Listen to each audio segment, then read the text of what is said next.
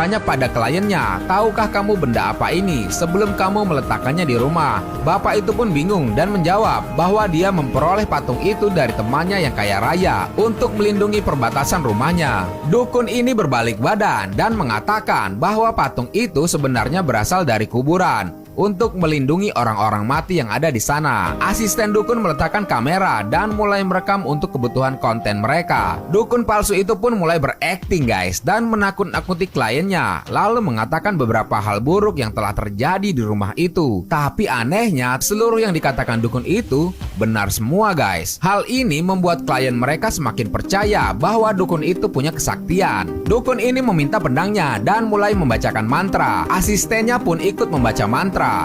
Dukun melemparkan pedangnya dan menancap tepat di patung itu. Asisten ini pun menekan sebuah remote yang disembunyikan di tangannya. Waduh guys. Seketika patung yang dibalut kain putih itu pun mengeluarkan bercak merah. Dan air putih yang ada di dalam mangkok ini pun seketika berubah menjadi warna merah. Hal ini membuat klien mereka semakin takjub sekaligus ketakutan. Dukun palsu dan asisten mengatakan bahwa roh jahat telah datang ke sana. Asisten kembali menekan remote-nya dan seketika pagar tali yang dipasang mengeluarkan suara yang mengerikan. Ternyata suara itu sudah terhubung dengan peralatan audio yang telah mereka setting di dalam mobil. Kemudian suara itu pun mulai menyebar dan mantra-mantra kertas yang dipasang bergoyang-goyang sendiri. Asisten menekan remote dan membuat pedang yang tertancap itu terbang lalu disambar oleh sang dukun. Tanpa mereka sadari, mobil yang mereka parkir di pinggir jalan akan diderek guys, karena mobil mereka salah parkir dan menghalangi jalan. Mobil itu pun mulai diangkat. Kembali ke rumah, dukun palsu ini pun mulai berakting lagi.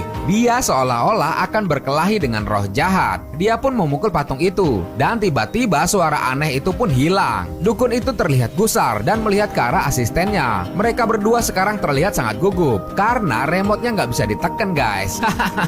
Ya iyalah, kan mobilnya udah diderek. Patung itu tiba-tiba terjatuh guys. Dan ternyata di bawah patung itu sudah dipasang sebuah detektor peluncur sama si asisten. Patung yang harusnya terbang ke atas saat dipukul dukun tadi malah terbang ke depan dan hampir melukai mereka. Patung itu memecahkan kaca rumah kliennya. Mereka pun bengong dengan apa yang telah terjadi. Untung saja aksi dukun palsu ini masih berjalan walaupun tidak mulus ya guys. Dukun itu pun memberikan wejangan terakhirnya. Anak klien yang tadinya mengatakan dukun ini penipu, sekarang hanya bisa terdiam dan percaya bahwa dukun itu benar-benar sakti. Dia pun meminta maaf. Keluarga itu pun mulai tampak senang dengan kerja dukun ini yang telah mengusir roh jahat dari rumah mereka. Dukun palsu itu pun menerima bayaran, sedangkan asisten membersihkan benda-benda yang berserakan. Hari gini masih percaya dukun ya guys. Bersambung next part guys.